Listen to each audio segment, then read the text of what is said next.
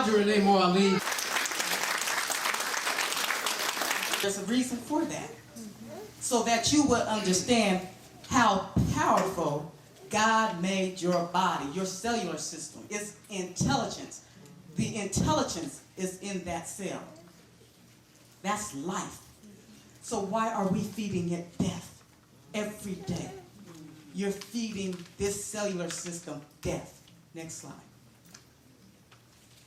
New cells reproduce. 1,000 new cells are produced every minute. There is intelligence in the cell. Feed the new cells life versus death. That's what raw foodists do. People who eat raw food, and when we say raw, right away you think about raw meat. So people always say to me, what do you mean raw? Eat raw food, eat raw, eat raw. Don't cook your vegetables. The enzymes are in your vegetables. The enzymes that you need, that's the catalyst to keep your metabolism going, to keep your digestive system going. You need those enzymes out of the food, but you're cooking your food to death. Now listen to the language. Have you heard that language? Woo, she cooked that to death. Just like you guys cook your greens to death. You cook your cabbage to death. You cook your broccoli to death. When the food is soggy, it's dead. Throw it away. Seriously. When the food is cooked to the point where it's mushy, it's dead. Don't eat that. Your cellular system doesn't want that. Your cellular system wants life. So if you have to cook it because you're used to cooking, just steam it a little, stir fry it a little, and take it off. Do not cook it to death, okay? So you're going to learn how to prepare food. There's a difference between cooking food and preparing food.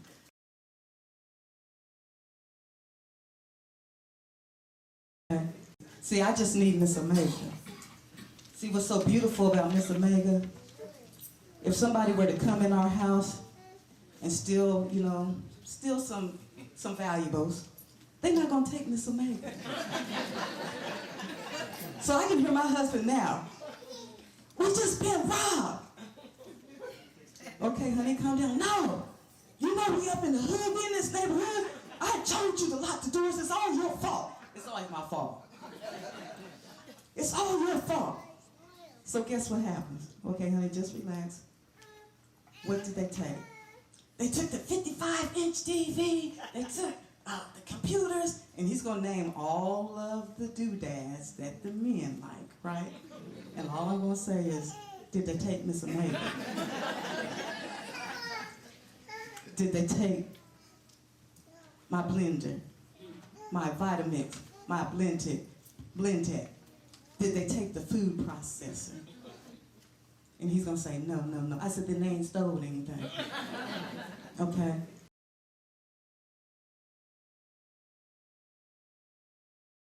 So understand this. I still cook because I'm married. I have a husband. I'm a man. I can't eat that. I can eat broccoli and carrots and celery all the time. I'm a man. I need something to hold me. I need some meat. I can't eat like a rabbit all the time. So I have to cook for him.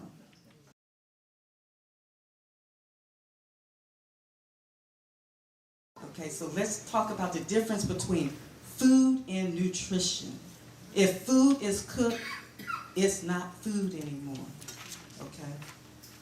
Nutrition is your enzymes, the vitamins. That's food. Enzymes and vitamins, that's nutrition. You want nutrition out of your food. So what is that you're eating? That's just filler. Understand, that is just filler. You are not feeding your body with nutrition when you do that. The big secret. Dorothy, you could have went home a long time ago. Remember in The Wizard of Oz?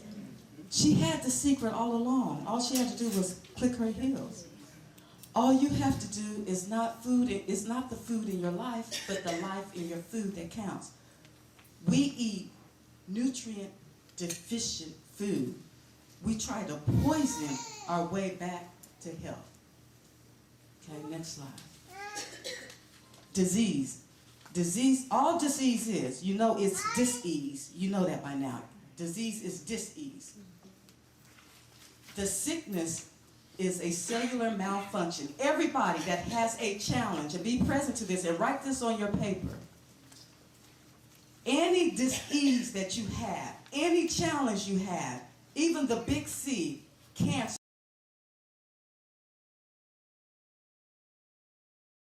Stomach is small. Your stomach is about the size of my hand, and it's flat. All of this midsection is not your stomach. That's your 22 feet of small intestine. So when folks have a midsection that's way out here, that's not their stomach. That's their small intestines, the 22 feet of it that's so full of fecal matter, it has to stretch to hold the fecal matter. So that person needs a cleanse. That person doesn't need to go to Planet Fitness. That ain't gonna help that person. I don't care how much they sweat. They need a cleanse because their small intestines is packed with fecal matter. Okay, so we're gonna go on down. Now this is, you see your stomach over top of the large intestines? That's your stomach to the right. You got your large intestines. That's the last part of the digestive system. That middle part there is the 22 feet of small. Okay, so let's do a comparison here. Go ahead and hit it. Now, let's deal with this for a minute. Let's really deal with this. This is the pig digestive system. So those of you who eat chitterlings, ain't that what that is? And isn't that what's on the white package in red? Isn't it spelled chitterlings? What we call them chitlins, right? Chitlins. But it's spelled chitterlings, right? Okay. This is what you're eating. The pig's small intestines. This is where the fecal matter is slapped up against the intestinal walls. So when somebody is cleaning chitterlings, they're cleaning the fecal matter off of the intestinal wall. And they scraping and scraping and scraping. And the house is funky.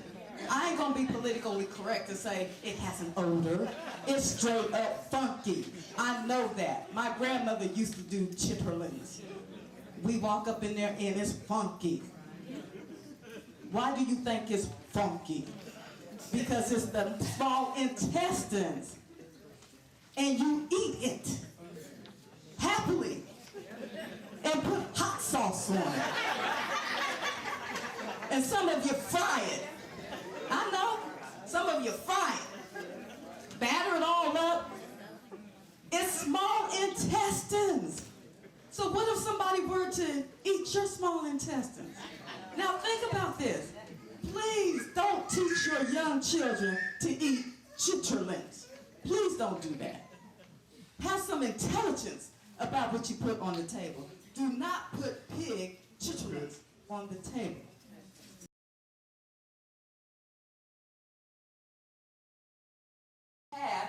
The response should be this. So when people are challenged, why is the question always, what does she have? What does she have? What does she have?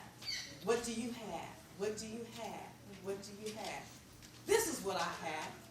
A body built by God. Not Montel, not Hasbro.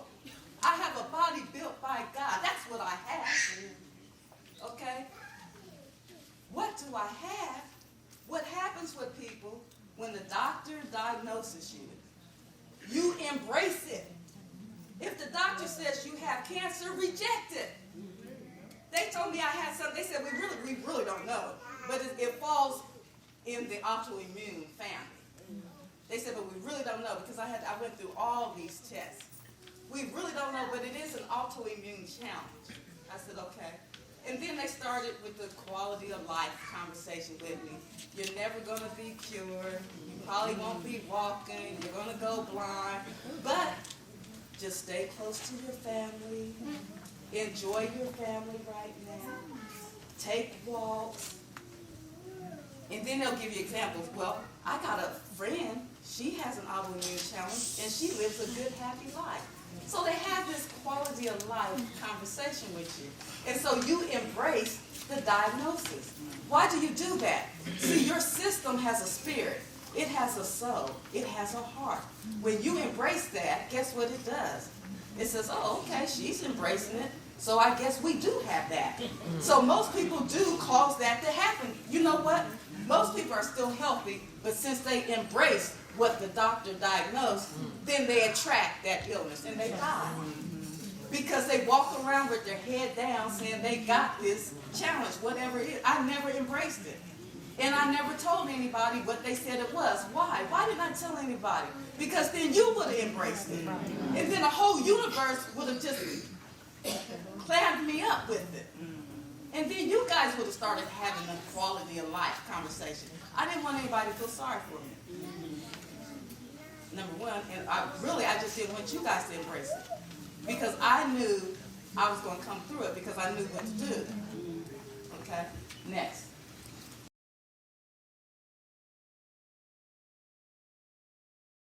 Okay. Why do drug dealers do so well? Because they believe. They believe what they're doing. Why do bad people do so well? They believe in what they're doing. That's it. They just believe. They believe in what they're doing. You have to believe in God. You have to have a strong belief. Beloved, I pray that you may prosper in all things and be in health just as your soul prospers. Next slide. Who do you need? Okay, when you're going through a challenge, who do you need? A good natural health professional, number one. Yeah, you're going to have a doctor. Okay, and I'm not knocking doctors. You need doctors. Okay, because if I get in a car accident, you guys better take me to a doctor. I don't want y'all sewing up on me with your home ec skills. Can't find the hole and try to, so please, send me to a doctor if I get in a car accident. We do need doctors.